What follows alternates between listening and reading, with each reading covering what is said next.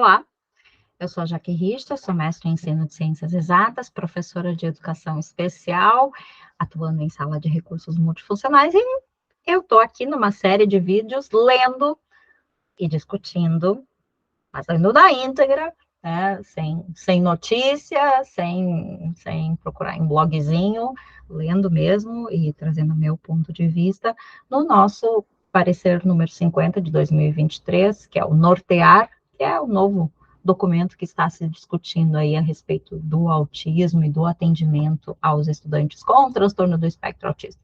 Como eu tenho dificuldade de ler sem a pessoa me ver ou ver o que eu estou lendo, eu vou compartilhar a tela, né? Estou no capítulo 2, esse é o segundo vídeo, então bora lá. Do estudante com transtorno do espectro autista. 2.1. Breve histórico do transtorno do espectro autista. Eita, eu pulo muito, perdão. No que concerne a descrição das características do transtorno do espectro autista, é fundamental destacar preliminarmente que tais conceitos e instrumentos, especialmente o DSM-5 e ICD-10, devem ser visualizados como auxiliares, para melhor compreensão sobre as necessidades, habilidades, potencialidades do estudante com transtorno do espectro autista. Assim, sua descrição não apresenta como relevante para os tópicos que iremos avançar. Então, neste documento, se buscou um viés histórico, se buscou um viés dentro de pesquisas, mas não se fixou totalmente, unicamente em DSM e CID, tá? Por isso, se faz necessário mencionar a nota técnica número 4 de 2014, né?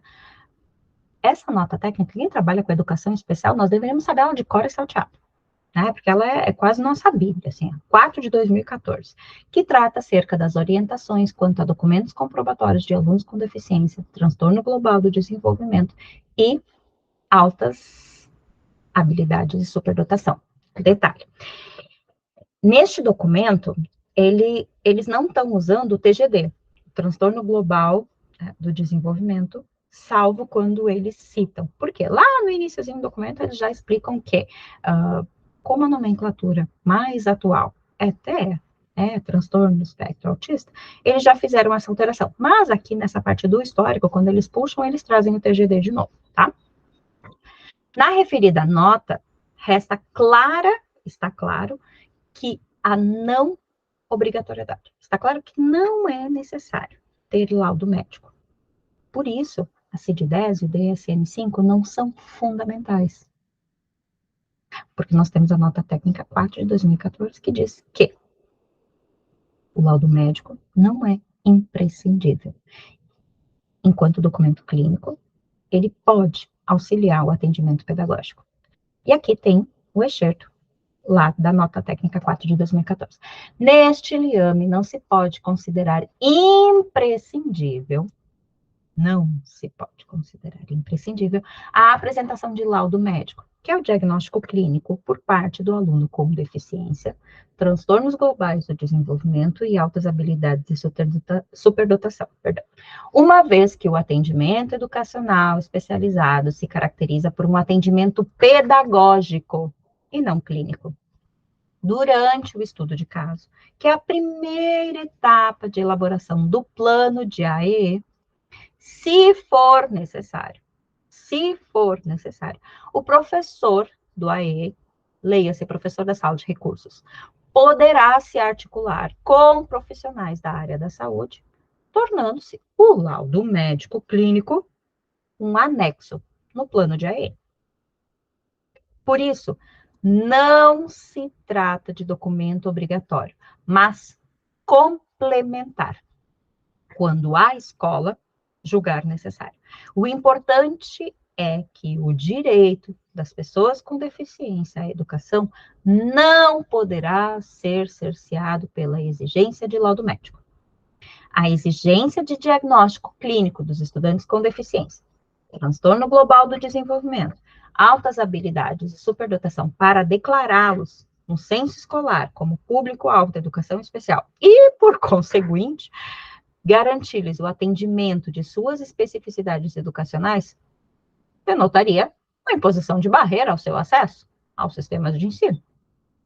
Colocar uma barreira vai contra aquilo que a Constituição Federal traz, que é o direito à educação.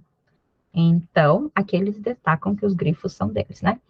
Neste contexto, a história da investigação sobre o transtorno do espectro autista rememora os estudos do campo da psiquiatria sobre as características psicossociais do desenvolvimento infantil.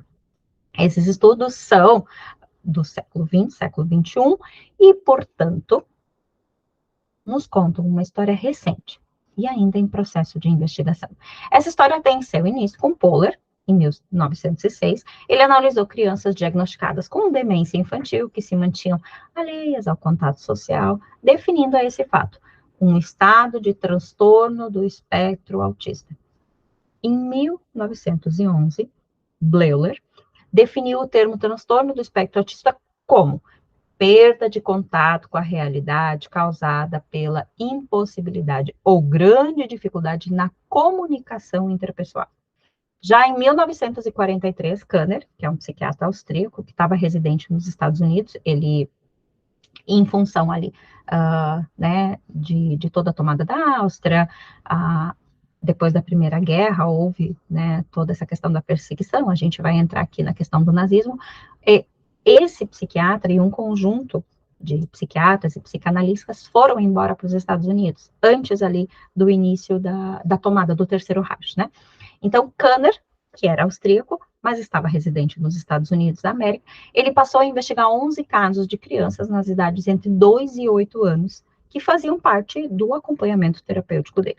E Kanner observou uma característica principal: a incapacidade que têm essas crianças, desde o começo de suas vidas, para se relacionar com pessoas e situações. Ele descreveu também a resistência a mudanças, ou monotonia insistente, respostas diferentes ao ambiente, movimentos estereotipados, ecolalia na linguagem, inversão nos pronomes e déficit no contato social. O conjunto dos casos acompanhados por Kanner foi fundamental para alertar para o transtorno do espectro autista. E as descobertas ficaram registradas no estudo dele, que tem o nome Distúrbios Autísticos de Contato Afetivo, em que discute as questões fundamentais do TEA. No ano seguinte, a publicação de Kanner, em 1944, o pediatra austríaco Hans Asperger, e ele já trabalhava nas clínicas, né, do Terceiro Reich. Ele vai escrever o estudo dele e ele vai chamar, bom, eu vou seguir, não vou falar, eu vou ler, né? É um estudo descritivo de 4 crianças em condições psíquicas semelhantes àquelas descritas por Kanner. Contudo, Asperger destacou uma condição que ele chamou de psicopatia autística, sugerindo um transtorno estável de personalidade com um quadro de isolamento social, mas com manifestações de habilidades compatíveis a um desenvolvimento intelectual relevante. Então, ele buscou, dentro do quadro do autismo, crianças que tivessem um desenvolvimento cognitivo mais alto, ou que ele considerava alguma habilidade interessante. Mas, voltando. Nos meados da década de 70, vemos um conjunto de estudos aprofundando as características referenciadas por Kanner e por Gasper na década de 40. Os estudos de Michael Hutter compuseram os descritos mais precisos sobre o diagnóstico de crianças com transtorno do espectro autista, nomeando o conjunto de 4 principais características, como o transtorno invasivo do desenvolvimento, o TID, né?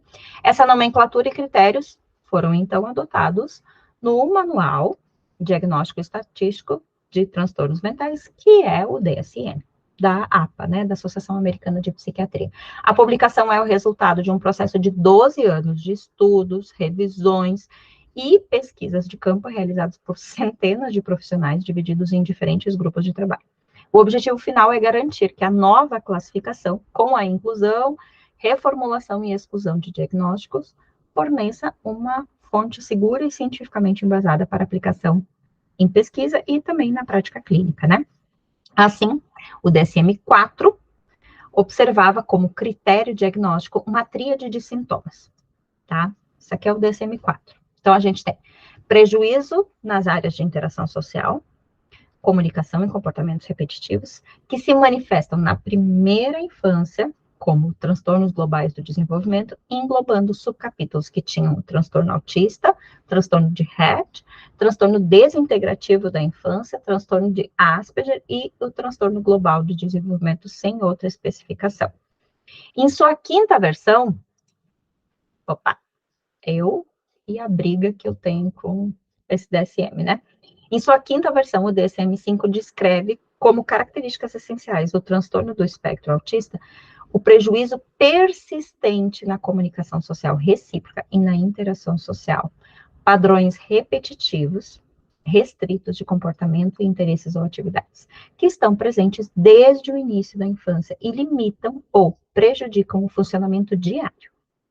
O estágio em que o prejuízo funcional fica evidente irá variar de acordo com as características de cada indivíduo, né, e seu ambiente.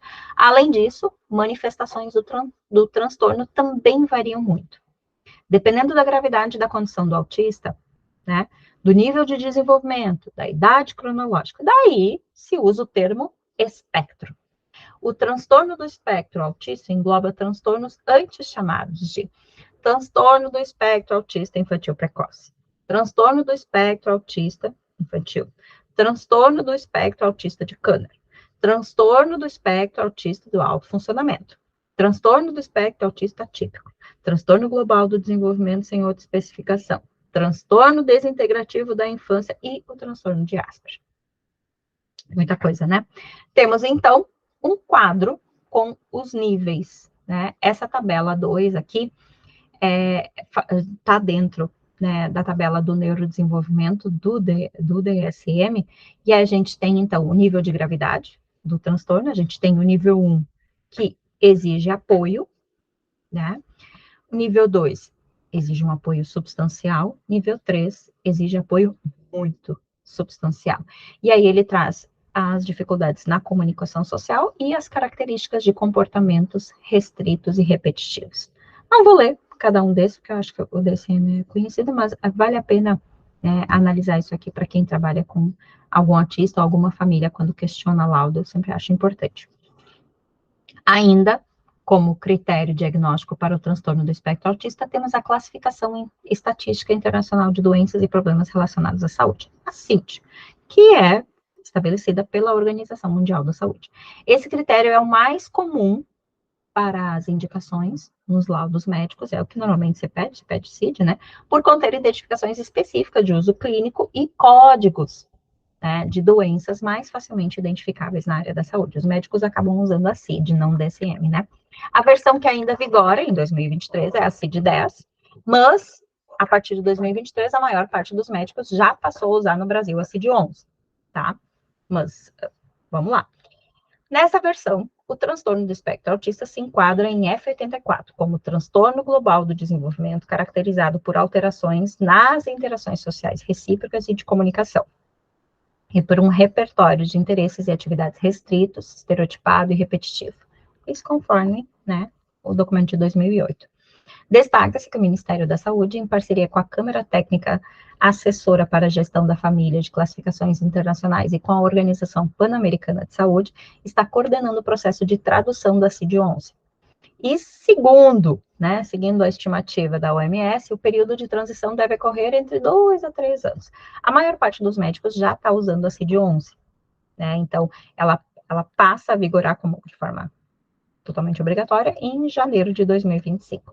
Por fim, é importante sinalizar que as características aqui apresentadas também se encontram dispostas na Lei 12.764 de 2012.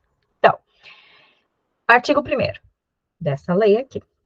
Essa lei institui a Política Nacional de Proteção dos Direitos da Pessoa com Transtorno do Espectro Autista e estabelece diretrizes para sua consecução. Para os efeitos desta lei, é considerada a pessoa com transtorno do espectro autista aquela portadora de síndrome clínica caracterizada na forma dos seguintes incisos. Inciso 1. Deficiência persistente e clinicamente significativa da comunicação e da interação sociais, manifestada por deficiência marcada de comunicação verbal e não verbal, usada para interação social, ausência de reciprocidade social, falência em desenvolver e manter relações apropriadas ao seu nível de desenvolvimento. Inciso 2. Padrões restritivos e repetitivos de comportamentos, interesses e atividades, manifestados por comportamentos motores ou verbais estereotipados ou por comportamentos sensoriais incomuns. Excessiva aderência a rotinas e padrões de comportamento ritualizados. Interesses restritos e fixos. Parágrafo 2º. A pessoa com transtorno do espectro autista é considerada pessoa com deficiência para todos os efeitos legais.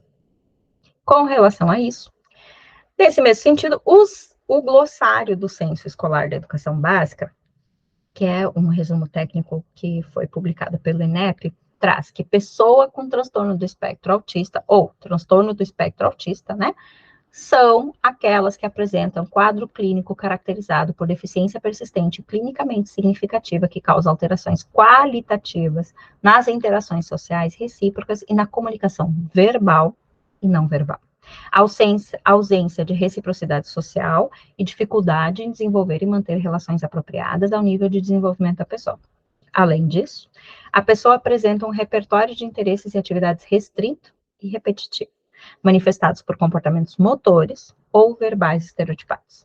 Assim sendo, são comuns a excessiva adoção de rotinas e padrões de comportamento ritualizados, bem como interesses restritos e fixos. Eu gosto dessa parte inicial, por quê? Para quem precisa buscar fundamentação teórica, né, para citar o que é o autismo, em algum TCC, em algum artigo, ou quer botar lá no Instagram, quer fazer lá uma postagem que é o autismo, tem aqui duas explicações bem boas. Continuando. A compreensão sobre as características da pessoa com transtorno do espectro autista é fundamental para fomentar as melhores práticas no seu processo de inclusão escolar. Acrescidos dos dados sobre incidência, é possível termos um panorama do tema na atualidade. É possível, concordo.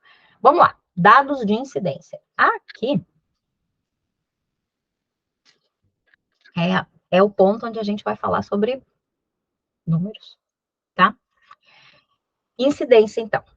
Ao iniciarmos o século XIX, vemos inúmeros campos do conhecimento pesquisando o transtorno do espectro autista. E dentre os temas prescrutados encontra-se a incidência dos casos de TEA. Os dados publicados pela ONU apontam cerca de 80 milhões de pessoas com TEA no mundo. Os dados equivalem a 1% da população mundial. 2015 são os dados.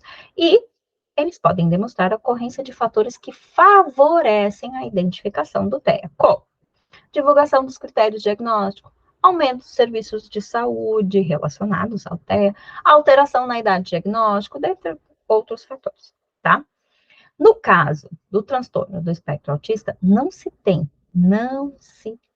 muita clareza sobre a causa, pois muito provavelmente não se trata de uma causa única e específica, mas sim de um conjunto de fatores biológicos e ambientais que ocasionam o transtorno do espectro autista. As pesquisas também mostram que o transtorno pode estar associado a outras condições, por exemplo, a deficiência intelectual, a epilepsia, o déficit de atenção e hiperatividade, certo? São as comorbidades, né? O Centro de Controle e Prevenção de Doenças, CDC, dos Estados Unidos da América, possui notório reconhecimento por atualizar de forma bienal os dados sobre a incidência do TEA. Os últimos dados, de março de 2023, divulgados pelo Profico Trabalho da revista Transtorno do Espectro Autista aqui no Brasil, demonstram que 1 em cada 36 crianças de 8 anos são autistas nos Estados Unidos da América. 1 a cada 36 crianças. 8 anos. Mas aqui ele vai trazer dados de outras idades, tá? Vamos analisar. Aqui vocês vêm aguardando homologação, porque esse é o documento oficial. Eu baixei do site do Conselho Nacional de Educação. Então, gráfico 1, então, essa é a revista, tá? A revista Autismo, canalautismo.com.br, tá? E aqui tem, então, as quantidades e, conforme os relatórios do CDC, os valores dos últimos anos. Vale print, vale autismo, vale postar, na minha opinião, porque é para as pessoas se darem conta. No Brasil, não temos, na atualidade, números de prevalência de transtorno do espectro autista. Se fizermos a mesma proporção desse estudo do CDC com a população brasileira, poderíamos ter cerca de 5,95 milhões de autistas no Brasil. Considerando o parecer do Conselho Nacional de Educação e o Conselho de Educação Básica, número 7, de 2007, a faixa etária verificada nas pesquisas de referência e o gráfico ascendente dos números apresentados, podemos prever estatisticamente que teremos nos próximos anos de 1 a 2 estudantes com TEA por sala em todo o estado brasileiro. Não vai ter mais professor que pode dizer que não tem aluno autista. Resumindo, é isso que ele está querendo dizer. Além disso, os dados do censo escolar divulgados em 2023 mostram dados referentes a matrículas do público-alvo da educação especial, aqui considerados conforme o artigo 58 da LDB. Então, quem é que é esse público-alvo da educação especial? Entende-se por educação especial, para os efeitos da LDB, a modalidade de educação escolar oferecida preferencialmente na rede regular de ensino para educandos com deficiência, transtorno global do desenvolvimento, altas habilidades ou superdotação. Então, com base nisso que está definido e naquilo que a gente tem no censo de 2023, ele vai trazer mais um destaque que eu acho muito importante, que é o que eu comentava lá no início. É necessário destacar, como já visto, que o DSM-5 passou a considerar o transtorno global do desenvolvimento, TGD, como transtorno do espectro autista.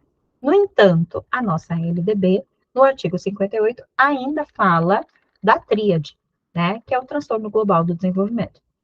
Nesse contexto, o censo escolar de 2022, que é o resumo técnico, utiliza em alguns momentos transtorno global do desenvolvimento e em outros ele usa transtorno do espectro autista, o que pode justificar possíveis divergências na coleta de dados ante a incongruência entre as terminologias. As pessoas podem ter se confundido ali, Para melhor entendimento do tema, seria importante a adoção de uma única terminologia, de modo que a unificação normativa poderá beneficiar o entendimento de políticas destinadas a esse público. Porque as pessoas ainda podem confundir TGD e não saber exatamente o que é, Para fins desse relatório técnico, utilizaremos a nomenclatura transtorno do espectro autista, seguindo a Lei 12.764 de 2012, que institui a Política Nacional de Proteção dos Direitos da Pessoa com Transtorno Autista e traz as diretrizes para sua consecução. Então, voltando, sobre os dados do censo escolar, temos que o percentual de alunos com deficiência, como TEA ou altas habilidades, matriculados em classes comuns tem aumentado gradualmente para a maioria das etapas. O número de matrículas da educação especial chegou a 1,5 milhão em 2022, que trouxe um aumento de 29,3% em relação a 2018. Mas o maior número está no ensino fundamental, que tem 65,5% das matrículas. Quando avaliado o aumento do número de matrículas entre 2018 e 2022, percebe-se que as de educação infantil são as que mais cresceram, um acréscimo de 100,8%, com exceção da EJA e as demais etapas da educação básica, que tem mais de 90% dos alunos matriculados em classes comuns em 2022. O conjunto de dados mobiliza, então, a necessidade de um olhar específico para este público-alvo, especialmente considerando as suas necessidades, potencialidades e habilidades, bem como um contexto razoavelmente recente, de legislações, construções teóricas e práticas sobre a pessoa do transtorno do espectro autista na sociedade e em sua interface com as questões educacionais. Vou parando por aqui, o capítulo 2, eu trago no outro vídeo o capítulo 3, e assim eu vou fazendo esse conjunto de vídeos de cada um dos capítulos do Parecer 50 de 2023. Leitura e comentários, certo? Qualquer dúvida, comentem aí, vamos discutindo e vamos brigando, tá bom? Tchau, tchau.